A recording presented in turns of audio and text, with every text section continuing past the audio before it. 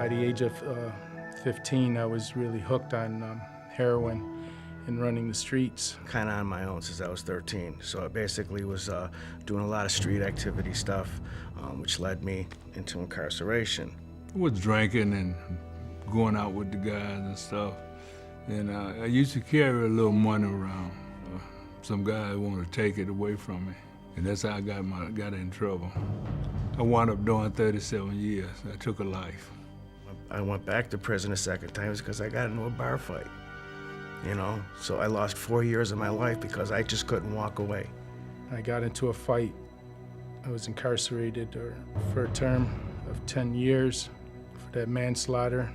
Little did I know incarceration was going to be one of redemption.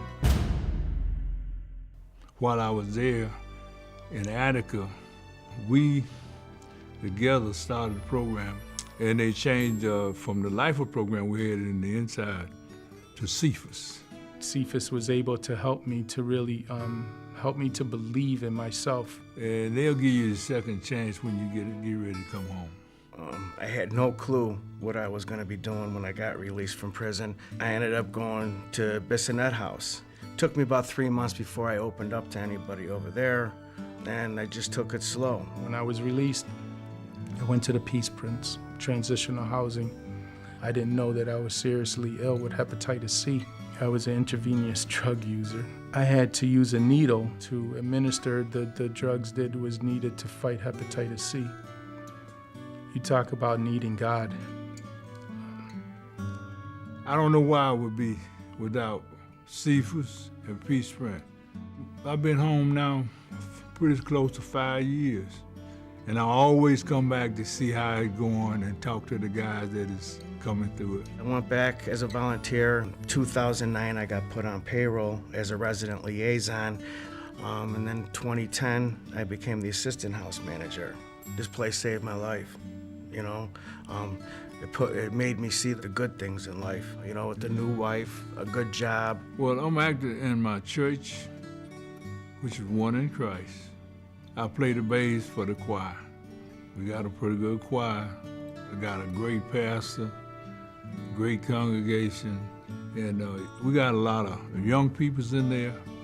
We try to keep them out of trouble, tell them which way to go. So I took a general course in electrical.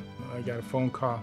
A gentleman by the name of Chip Jones would be interviewing me at his company at Whitburn Enterprises. Chip was willing to give me that opportunity in employment. But I think the most rewarding thing is being a son to my parents and a father to my 7-year-old daughter, who was such a blessing in my life. Those are the greatest titles that I can hold.